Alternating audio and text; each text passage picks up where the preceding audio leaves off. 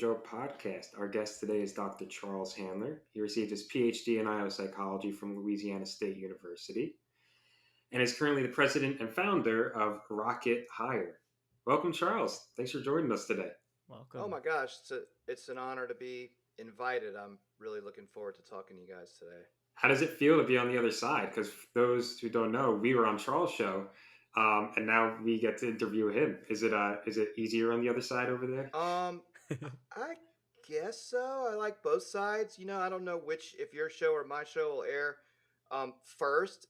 It might be mine. I don't know, but either way, it's kind of interchangeable. It's like a continue. I look at it as a continuation of our conversation before, and to me, it is you're being interviewed, but as a guest. I've been on a pretty many as a guest, but not as many as I've done. Right, I've done 80 some. You guys have done that Hmm. many. I might have been on 10 or 20. So Yeah, it's a fun experience being on the other end. Joe, I think you were really the first full time Joe and I got to experience that on your show. And for our listeners, definitely tune into Charles' show. He has a lot of really awesome conversations on there and definitely looks into technology in the workplace. And Joe and I got to get a little involved in that conversation with AI. But we were interested to talk to you, Charles, today about your pathway and your career specifically so students can kind of hear what it's like on your end and what you've been through. And we're going to look specifically today at Rocket Hire and what you've done there. So, kind of just to give us a little bit of an idea, what led you to starting Rocket Hire? yeah, well, there's a road leading up to that that's important to talk about too, right? And I don't want to sit here and bore everybody with the every single little step on my you know game of life board as I move my little car around, but I did it out of necessity. So I'm really into technology. I've had a very interesting, I'll also say this, I don't think I've had the same job, one job in my whole career I had for more than 2 years. So if you look at the average, besides Rocket Hire, it's probably about a year. And it hasn't been because I'm unemployable or anything like that. I did an internship early on, and as I mentioned when we were talking on my show, I needed to go back and finish my PhD more than I needed to work. So then I struggled a little bit to from there. Actually, uh, I I went to the public sector and worked for a city government doing police and firefighter hiring. So I got a real hard, we were under a consent decree by the EEOC. Or the Department of Justice, excuse me. I got to understand what it's like to work in that kind of environment where it's super detailed and everything. But I'm really into technology. So this was the first internet revolution or whatever in 2000 or 99. And I got a chance to move out to San Francisco, work for the first company putting tests online. I mean, I was in hog heaven that way. I was just so excited to be around tech and around psychology and what I knew how to do as a psychometrician and making sure that we were doing it the correct way. It was really cool working with developers and people who weren't IOs but were technicians. It was super cool, great business experience. So I love that. They did a deal to move. They moved to Minnesota, and I don't like cold weather. I don't want to move to Minnesota. I had no interest in living in Minnesota. So I was sitting there going, well, man, what am I going to do? I was hustling for a job. I found a job on Craigslist. It was with Monster.com, going to Silicon Valley, basically to like Adobe and HP, eBay. Trying to think if there's many other firms that are giant firms like that. And um, basically, it was nothing to do with IO. It was all helping sell technology based branded employment, branded portals. It was really an ad agency I worked in, right? Now, at the same time, because this is just how I am, I found that there were some IOs that worked at Monster, and I went on the side and started aligning with them and getting involved in their project. My boss was extremely not too pumped about that. I actually never even asked. I just made it happen. And one of the reasons was because I was pretty autonomous, but nobody was buying anything. Nobody was buying anything. And so once 9/11 happened too, they laid me off. It was I mentioned to somebody the other day, I think there's three experiences everybody should have in their life. Um, I think you should work in the service industry and serve people face to face. I think you should have to spend a night in jail, and I think you should get fired. Those are three very important life experiences. Two of them are more in the moment, right? And one of them is more, hopefully, you keep a server job. So I've done all of those three things, and I feel like that's helped me be more well rounded. But yes, one day this is why I say it, you talk about it as psychologist. What's the mental, what's the psychological aspect of somebody taking your livelihood away from you and telling you you don't belong in the group anymore? So somebody that I'd never even worked with came in my office, shut the door, and all of a sudden my boss was on the phone. So, and I had no experience. I'm like, what the hell's going on? Oh yeah, here's your box. Put all your stuff in it. Put in your badge. We'll escort you out. You get 2 weeks pay or whatever. Um, so here I am. Okay, what the hell am I gonna do? And what I realized was I was working in an ad agency, and one of the things they taught me was how to build a brand identity, how to get people to drive traffic to that brand identity, and how to create value for people who come there so they want to come there. Now, this was 2000. So think about it, in 23 years, there was no LinkedIn, there was no like social networks at all, not even the crappy ones like Fitster or, I mean, Find Friendster or what was that other one? MySpace, those things. You guys might not even remember those. There wasn't even that stuff. There was some chat room stuff that was really esoteric that um, nobody really used in the mainstream very much, that was ahead of its time, but I didn't know about that stuff. So there really wasn't an outlet other than electronic recruiting exchange. So I started writing content for them. I asked them, could I write a column about assessments? I started writing that. I came up with a company name, Rocket Hire. I felt like that encompassed technology and hiring, because I've always had that focus on technology. My friend built a website for me. I started writing for ERE, and that was the only outlet for recruitment related writing. And there's a bunch of people there that didn't know anything about assessment. And one of my yeah, I guess hallmarks, whatever you call it, is I can demystify complicated stuff for practical business people. So I kind of got there like, oh, we never really understood how the stuff worked. And so I was able to write about that a lot. It was a smaller community, and people, I still had to hustle. And I got my first, it took me about a year or so, I would say, till I got like my first really big job. And then I was kind of off to the races. So that was a lot. I think I just talked for 5 minutes or something like that. But that's how it happened for me. It certainly wasn't by choice, and I can tell everybody out there, um, and maybe that's a spoiler for my career advice to everybody is it may feel like a closed door. It may really make you anxious and feel horrible that a job didn't work out or you had to leave that job or whatever. It's nothing but an opportunity. You just have to look at it as an opportunity. Or you didn't get a certain job and you're bummed about it. It's just an opportunity. So you have to calibrate your mind to that. I sure as hell didn't think it was that way at the time, but that's kind of how it looked. No, I like the little snippets in there too. Before I get to my question, service industry, prison, fire. Not prison, That's not a prison, but jail. jail. Sorry, Big jail. difference. Big difference. Yeah. That could be an episode in Yes, itself. it could. But in that middle time when you talked about your time at Monster, I know you said you got to work with some other IOs when you found them in the depths of the company. But I feel like that's a big thing for students or recent graduates of IO. Sometimes we don't get jobs doing IO, and it takes us a little bit of time to actually get those IO type jobs. What were some of the ways that you kept up to date with either IO research or just IO type things when you weren't actually doing IO type work? Yeah. Well, I'll tell you this. I forgot to mention this. Why not doing IO type work is so damn important. Secondly, I was only there 9 months, so it wasn't like I was off in the Himalayas somewhere and I was out of connection with stuff.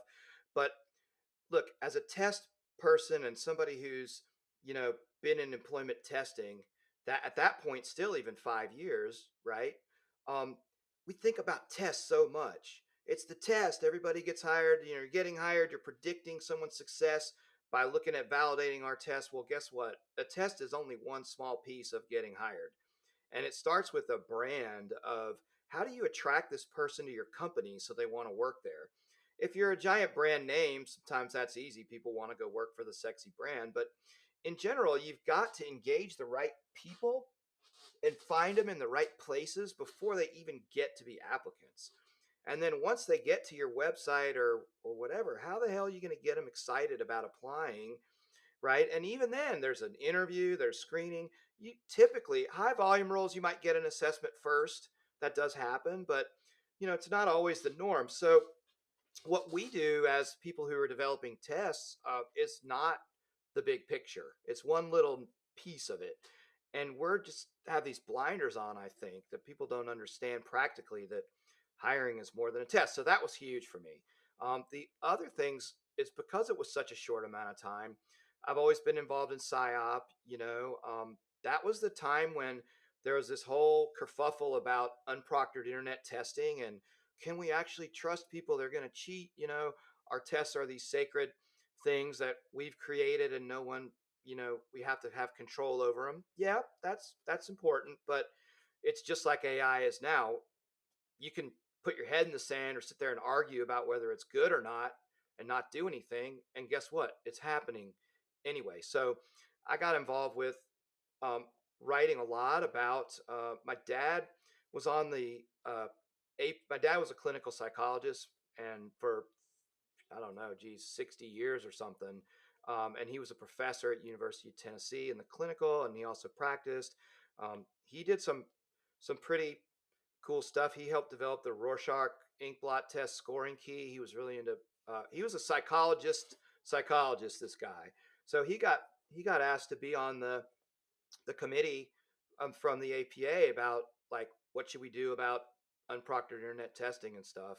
And so he asked me to help him or whatever. So I was writing some stuff there. I gave a presentation at one of his, kind of like his psyop kind of thing. And so I stayed involved that way. And then I immediately, like I said, I found the guys that were doing work at Monster trying to figure out how should we put tests into Monster, what they do. There were some guys in San Fran that had a job description electronic company that they were engaged somehow there and they got acquired and I met those guys. So it was just networking and we talked about IO stuff, but we weren't ever really able to apply it 20 years ago, to what Monster was doing. So I never really had a gap. But at the same time, I'm reading and I'm studying stuff like this guy Jacob Nielsen, who's pretty famous for how to build good user interfaces for good user experiences. With the web, like they had me studying that stuff. So I was just getting such a more well-rounded thing. And I think our field now is so much more interdisciplinary than it's ever been. If you start looking at plugging into data science, analytics, people analytics, there's there's so many more points of connection because there's more. Doing what we do is more complicated now. If you're building tools and fielding tools, you can't just be IO psychologist. You gotta have a bunch of other folks. So I guess I learned there how important it was to be multidisciplinary. Yeah, no, that's a great anecdote. Like just hearing that story, and specifically when you're at Monster, one thing I wanted to pull out there was the idea of finding allies and finding people that you can align yourself with. I think that that's really important, especially early on in your career. And another thing to highlight is just the idea of having a growth mindset. We speak about it a lot on this podcast, but the idea to just sit Mm-hmm. in the room or listen to people who have experience that you want to learn about just to try and gain some knowledge. And it sounds like, Charles, you got a lot of that early on in your career, which is helpful. Just something that comes to mind for me, like when I hear something like that, is you obviously were staying up to date with the IO and you were like finding other ways around it. Were there any other ways other than working with the IOs at your work to actually apply it to like the user interface, for example? Like, like Joe and I have had people on this podcast speak about the intersection of marketing and IO, or we've learned about the intersection of like sports and Yeah, IO. yeah. Like, were you able to find any other ways that you could apply the IO principles or like ideologies to this? Not in the the UI stuff at all. Not really. I think it was for me. It was again we're hiring here, so I'm thinking about what I know about how to break jobs down, how to look at company values, that kind of stuff, and that helped me. So I'll tell you honestly, I never sold a single thing because of the climate. Right, I was the new guy, and I'm going to these people who aren't buying. And by the way, if you ever do get into business development in our field, most people aren't buying. So you better get used to being rejected and not selling stuff. You need to have a big funnel and have a lot of balls in the air, a lot of lines in the water, so to speak, because it is hard.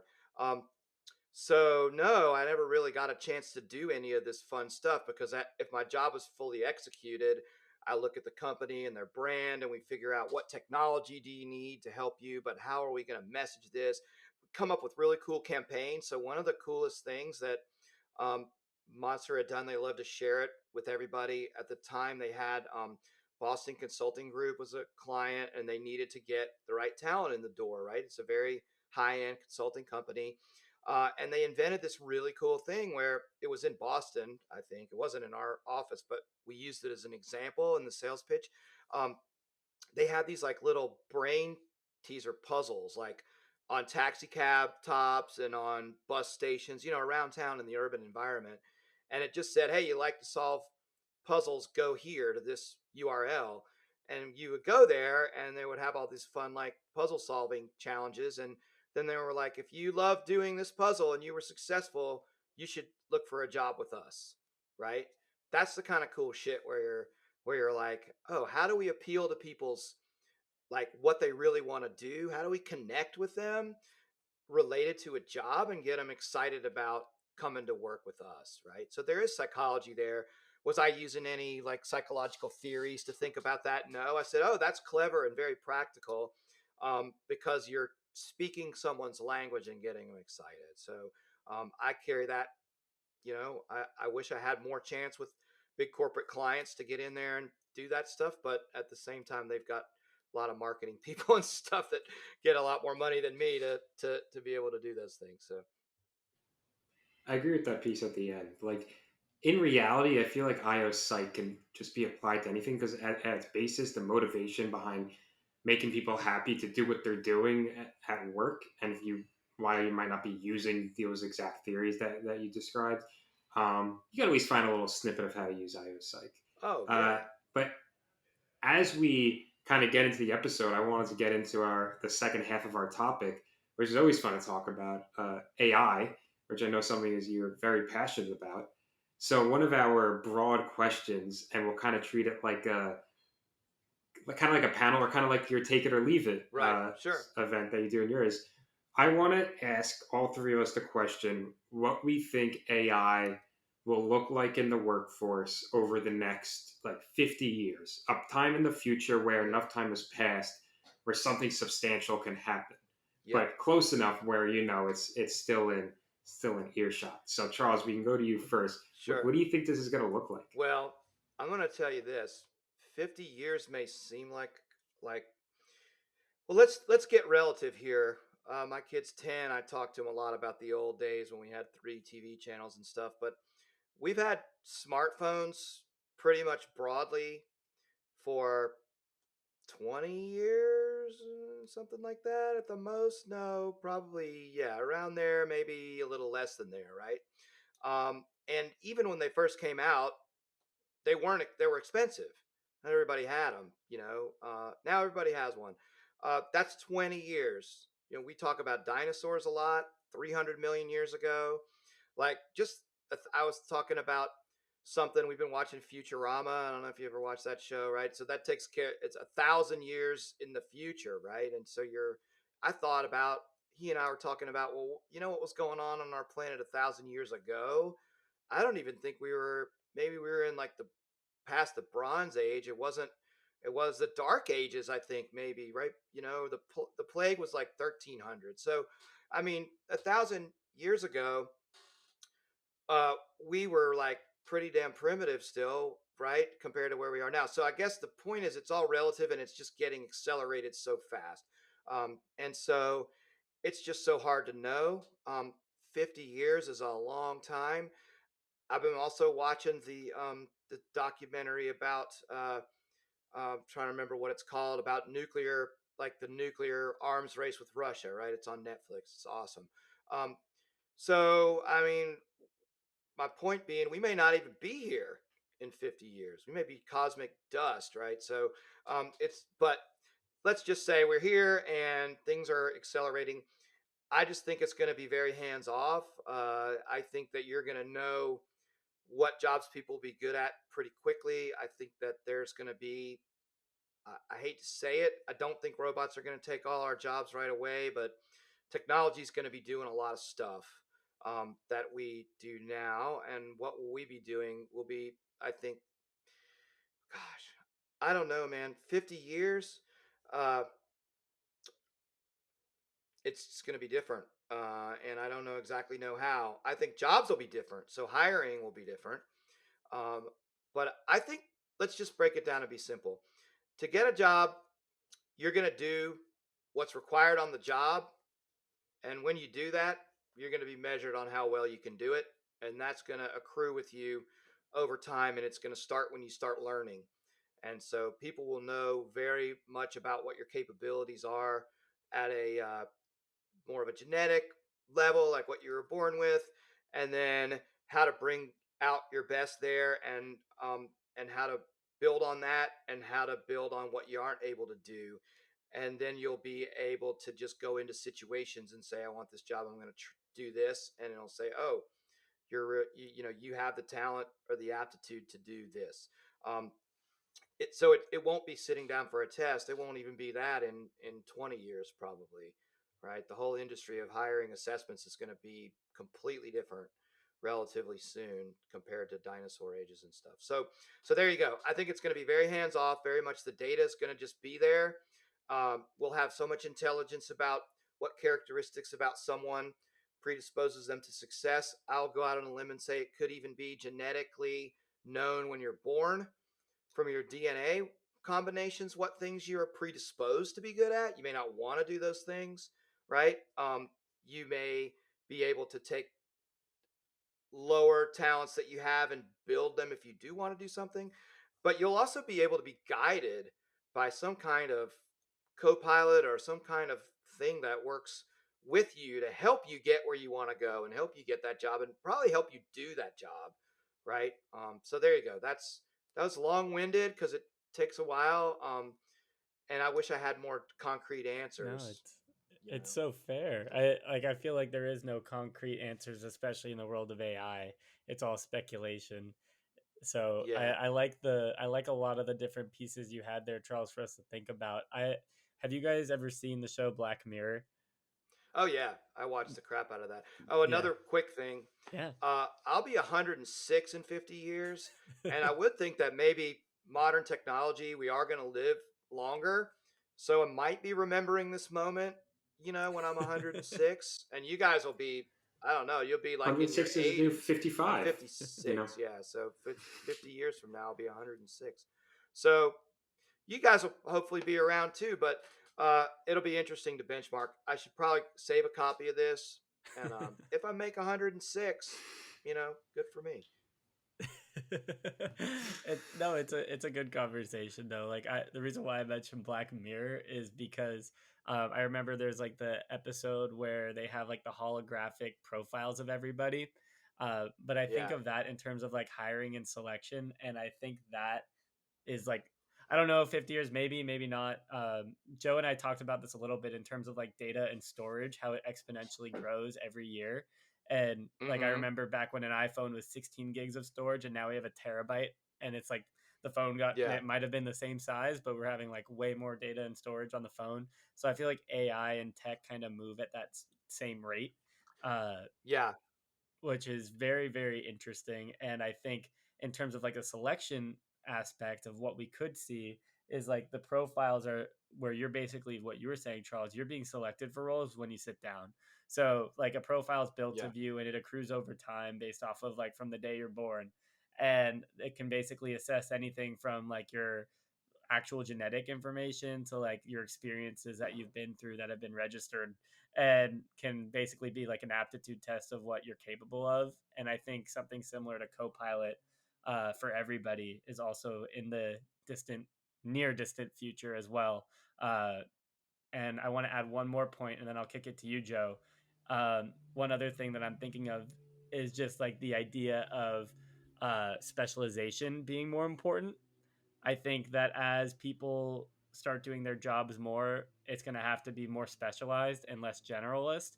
And the people who are specialists would probably have larger job security and would have probably the ability to utilize AI more. But I don't know, all speculation. I have no concrete evidence as well to back anything I'm saying. So feel free to jump in and say anything else, Joe. No, I like those answers. I think it's this the movie that I'm thinking about. Have you guys ever seen the movie The Giver, where they live in like it's about a book. They live in like some there's like a commune and they all take this like drug. Um, they see in black and white and he starts seeing color. That's regardless of that point.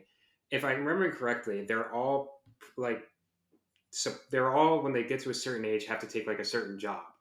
And Charles, what you said about like AI in assessment, where like whether it's like gets to a point where it's like genetic, it's an interesting thought that like at some point AI will be like, all right, you're gonna be a compensation analyst, or you're gonna be a consultant, or you're gonna be this, and it's just knows it without us having to do like structured interviews. Um, as you said it, I was like, oh wow, that's like a actual thing that I feel like could happen with all the data we have on people. But I don't know. I feel like I'm pretty optimistic. I feel like it's not as good as it's going to be yet. Like I even in like the next 50 years, unless it becomes like great over time in like a short amount of time. I mean, um, I feel like it not much will happen. We'll get like Copilot and we'll make work easier. Maybe in the next 50 to 75 years, some monotonous tasks might be given to the robots. But I'm pretty optimistic that that will still be here and things will still be Hmm. going at normal speed. So I As just and go. Sorry, go ahead. I didn't mean to interrupt you. no, go ahead. My point was done. Well, I just typed into ChatGTP asked it what it thought hiring would look like 50 years from now.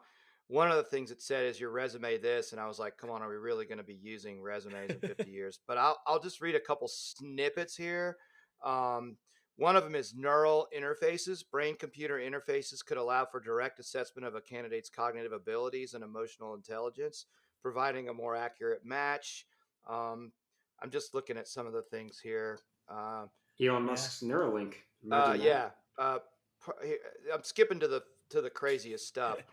Personalized career avatars. Candidate could create digital avatars representing their personas, and they would not only um, act out your professional achievements, but also your values and Whoa. interests. So you could send your avatar to do that, right? The job roles will change. Let's see. So companies bid for top talent in real times, and candidates choose projects based on their interests. So the other thing is, from a job design standpoint, the jobs could be completely different. Not even it could just be that you have this particular skill and you're really easy to locate and identify, and we can just plug you in this super fluid way. So your job may not be a job. You just may be constantly floating in between different things that you can specialize in to create value for somebody quickly. Could be like that. The other goofy note I wrote down on the other end of the spectrum is, who's to say we're not enslaved um, by machines, you know, breaking rocks or mining minerals or something they need. Who knows? So, I mean, that could be another, Matrix style. yeah, Matrix The style, exactly. Or here's the even crazier one: get out there. There's people that believe we're just living in a simulation. simulation. You know, Oh, Charles, we're going down a dark path now. I This know, is this this we could keep this conversation I going for know. hours now. I could tell you why people think that just very quickly. The rationale is these. It's all theoretical. everything about the world and the universe is entropy, right? You create something and it disintegrates or spreads randomly and just continues to just go away, go to shit. Well, then how come human life and life on Earth isn't doing that? Like, you know what I'm saying? Like that's the nature of things. So somebody must have created some kind of situation that keeps it from doing that. It could be God. There's I don't know. Let's back out of this. But you understand where my brain's at. I could go for hours on this stuff. Let's No, talk about psychology. I'll What pull other us back. questions? I have a good segue in there. But I love all of the conversations we're having, Charles, and I think Joe and I don't want to speak for Joe, but I know I could have these conversations continuously, and maybe we'll just shut after we shut the cameras off. We can keep going. But uh, the one thing that you mentioned there, and it was something that I wanted to mention, but I followed a different train of thought, was the idea of the gig economy. And I think that what, like, not Mm-hmm. speaking about AI specifically, but just people's skill sets. Like I mentioned, the specialization, but I think the gig economy is going to become something that's much larger. Like we are already seeing a trend with it. And Joe, we got to speak about this in a couple of our episodes in the past, but I think that the gig economy could be something where we see a lot of people pursuing larger like careers because they can maybe make a larger amount of money in a shorter period of time doing it specialized for multiple organizations simultaneously. And like it makes it something that like is definitely attractive for people who want to travel or have flexibility, and also people who are working remote, which as we see is like a trend that's happening more and more. So that's just Yeah. something I wanted to throw Mm-hmm. out there as well and see what you guys think, based off of just kind of the discussion we're having.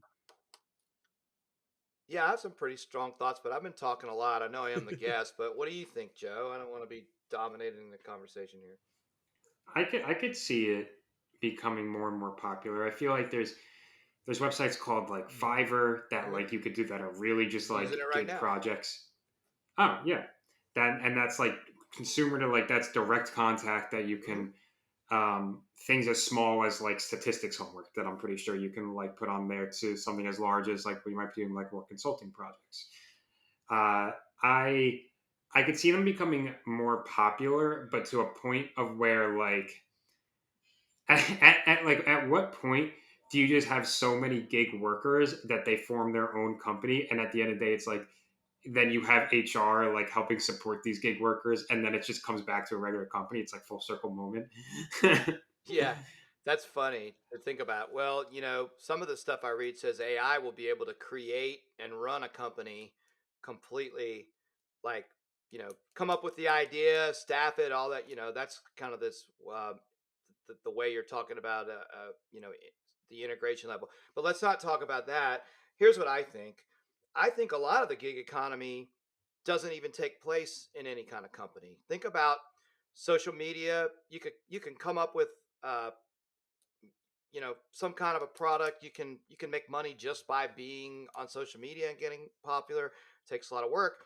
You can build stuff and sell it on Etsy and make a living. You can build stuff and sell it on eBay. You can go find antiques and sell them on eBay. I mean, there's so many things that you wouldn't even need to enter into a corporation to do as a gig. I mean, so I mean, let's see, you can make a food truck, you can like make a lemonade stand, because if you know how to promote yourself.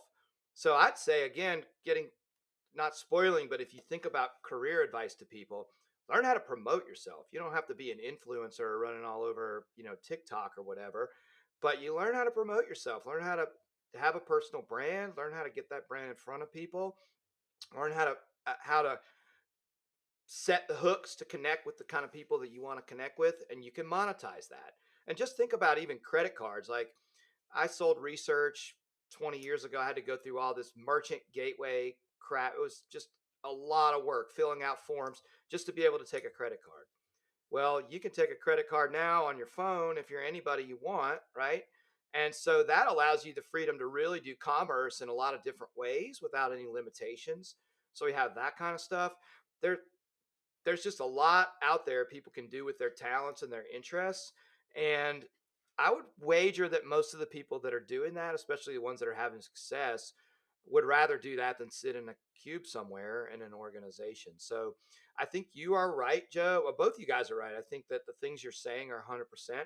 I think we're just going to have more options. That's it. It's all about options for what we want to do with ourselves and how we want to make money as, as part of the equation. Work should be inherently satisfying as well, right? We've all had work that hasn't done that, so we could make money, but the idea is to win, to be able to support yourself, add value to others, and enjoy what you're doing. And that's the highest calling for IO psychologists, I feel like. And for me, when I have to stop and say, what the hell am I contributing to the world? When we all have those moments, um, unless you're Gandhi or something. And, like, well, I guess I can, if I can help people be happier at their jobs and get in the right jobs and help employers do better with their missions, assuming those are good missions, well, that's a good thing, because our jobs and our relationships are what dominate our lives. That's where our mental energy goes. That's where our physical presence typically goes. So that's a big one. That's half your life basically. Yeah, it's really great to hear that, and I think that I know we talk about like the altruistic perspective of IO on here a decent amount, and it's so true. Like we're here to try and improve the work lives of people, especially when that's half your day, or like if you're spending 8 hours a day at work, that's a third of your life. So it's like when you think Yeah. about things from that perspective, it's very like you want to be altruistic, you want to be helpful, and you want to try and have an impact. And I love all those things you were saying there, Charles. And to kind of now finally get to your advice for prospective IOs, we've gotten little nuggets here and there. Um, I wanted to piggyback off of what you said, and then I'm going to ask you specifically. But you were talking just about the idea of like not only building that like story for yourself, but finding a way to market yourself. And I think that that's something that's so unique that we haven't really talked about on here too much. The idea of like creating a story for yourself, marketing it, whether that's utilizing social media or just finding a way to do it verbally, like in a job interview process. I think that's something Hmm. that's a really cool perspective that we haven't really mentioned. So just wanted to highlight that as one of the other pieces of advice. And now directly, Charles, to speak about what you have here for our prospective IO students or our early career IOs. What advice do you have for them, or what additional advice do you have for them? Yeah, I think I've given a couple of previews that I've probably forgotten. There's so much, but I think it's that, you know, what we just talked about. What do you stand for, and how can what you stand for add value to somebody else who stands for the same things? Right. So understanding what you're really good at, like where your super talents lie. Um, and that may also necessitate that you got to go develop some other stuff, right? So if you look at where you want to go and what you're good at now, and what's the gap, well, you want to fill those gaps if that's what you really want to do. And then I would just say problems, what seems like a problem, what seems like a dead end, is nothing but an opportunity. And if you're not getting the opportunity where you're at and you're not happy, go somewhere else. And I think it's never been easier to do that, because jobs are just so, well, I don't want to say that because I know it's tough out there right now, but in general, if you think about it, from where it was 20 years ago or even before, when you used to have to pick up the want ads, um, in my program, I think I said this on my show with you guys. You had a dot matrix thing on the bulletin board in the grad student lounge that said so and so's got a job open. I mean, that was it. Or the PSYOP, you go to PSYOP and you put yourself in the job search thing, or the newspaper classifieds, for God's sake. It was a lot harder to match the right person to the right job even 20 years ago. We've come a long way with that. So there's a lot of avenues now. And I would never hesitate to reach out to people that could help you, whether it's a company that you want, and go find a person there and form a relationship with them, or if it's just a person as a mentor in your field. I think that's really good too. Having worked on my own for so long, one of the things I feel like I've kind of missed out on is having a mentor. And it doesn't even have to be necessarily like where you know, say, I don't know, the Simpsons episode. Have you seen that one where the guy wants Homer as his mentor? It's a really good one. But anyway, so like you can you can seek out people that aren't in work or whatever. But I never had a mentor. not a solid one for long periods of time. I take what I can and give what I can to people in certain circumstances or when I need something. But I think it's really great if you can find a champion. JP on his podcast, JP Elliott, the future of HR. I can't remember who it was. She wrote a book about uh, corporate sponsors and like just aligning yourself with the right people in an organization to champion you, right? To help you get ahead. And if you're in a company and you can provide value to someone and form that relationship, I remember she was saying, ask them to go to lunch once a month or just find some way to connect with someone, even if it's small at the beginning, and see what they can do to help you navigate if you guys click. So it's just about not being afraid to reach out. The whole thing is about not being afraid. Don't be afraid if you lose your job. Don't be afraid to go after what you want. Don't be afraid to reach out to the person that can help you. If you're genuine about it and you're pure in your intentions, you're good. I love your piece about turning losses into opportunities. And it might not be something everybody believes, but I strongly believe that everything happens for a reason, and sometimes you kind of just have to weather the storm, and on the other side, something better even happened. Yeah. You didn't get that Every job; another job was yeah. better right around the corner. It's Yeah. uh, it's a beautiful Yeah. thing. Everything happens for a reason because whoever's playing with us in the simulation decides that's what needs to happen next. I So love that. But no, it's great advice. You just work hard and put your head down. Something good will come to you. Uh, so we love every bit of it. yeah. But Well, I got invited on you guys' podcast, so that to me was means yeah, I'm I doing know something we're gonna right. back to back episodes, part one, Yeah. part two. Well, I'm It's like proud of you a guys, Marvel man. movie. You're showing the hustle I'm talking about right now. Building connections, providing value to people. That's where it's all that that's what it's all about. So Oh, we appreciate that, and we're following the roadmap of somebody like yourself setting that for us. So we definitely always want to make sure we give back, and for the people, for our listeners, we definitely want you guys to tune into Charles's podcast. He said over 80 episodes, Psych Tech at Work podcast. That's something that you guys definitely don't want to miss. He's had a lot of incredible guests on there, and just Charles, we want to give you a shout out as well. We appreciate everything that you've done for us. And just like I said, that roadmap you've really set for us, our early career IOs. Sometimes it's tough to find your footing. So seeing someone like yourself out there, like really putting IO on the map, it's something that's really impressionable for us. And we really do appreciate all the work you've been putting in for that. well, thanks, guys. I appreciate it. I really do. We have so many means to connect with others who like doing what we do now that we didn't have before. So it's an interesting new time. I'm glad to have been working in this time and being able to do this kind of stuff. So that's awesome. Thank you so much for coming on here, Charles. We appreciate it. Thanks again, Charles. There you go. Awesome. Thanks, guys. Have a great weekend. Appreciate you. Another fun episode down, Joe. It's funny being back in the driver's seat of our podcast. Last time we were guests with him, and now we get to kind of run the show again. But it's fun being on both sides now, trying to experience it as our guests. Now we've experienced what they see. Yeah, it was like a nice little two-parter. Charles is a great guy to talk to, so I have no doubt that people will like both of these episodes, especially with all he has to offer. I know both of us like to dive into that like AI tech sort of thing. So I don't know. Maybe in the future we'll do a little bit more into it. Yeah, 100%. And we said this at the end, but definitely giving Charles and other IOs out there a shout out for continuing to push IO psychology and popularize it. It's something that we need to keep doing as a community. And people like Charles out there doing what he's doing are only helping us out. So we definitely, Joe and I, want to make sure we give him a huge shout out. And also for you guys to check out Psych Tech at Work, his podcast. He has a lot of really awesome information and guests on there. So 100% shout out there. Yeah. Thanks everyone for listening.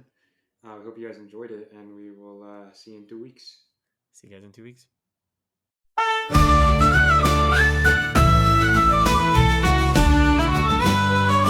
Oh, friend, oh, and Joe set sail they did, with a podcast mission bold, to guide young souls adrift at sea, to find careers of gold.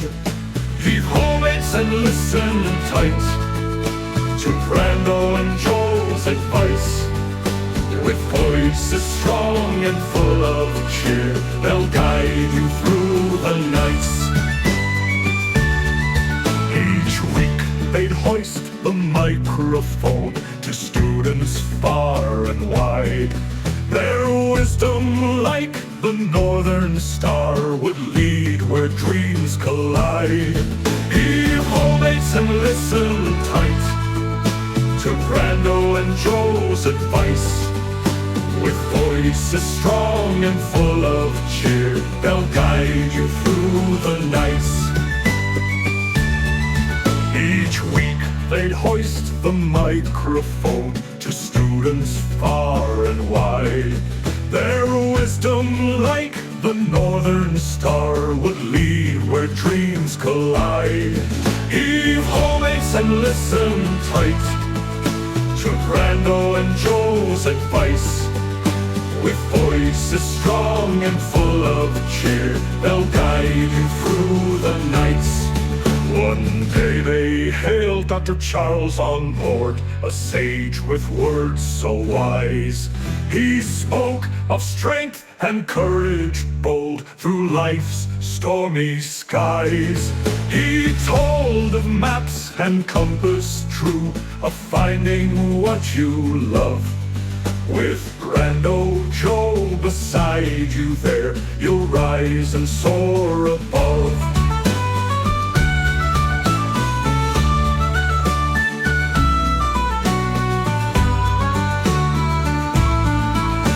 He told of maps and compass true, of finding what you love. With Brando Joe beside you there, you'll rise and soar above.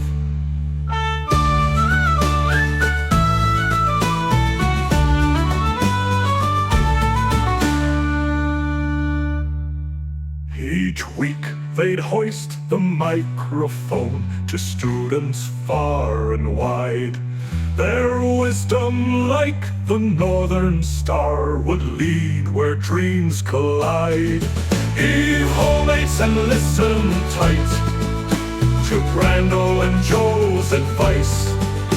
With voices strong and full of cheer, they'll guide you through the nights. One day they hailed Dr. Charles on board, a sage with words so wise. He spoke of strength and courage bold through life's stormy skies. He told of maps and compass true, of finding what you love. With Brando Joe beside you there, you'll rise and soar above.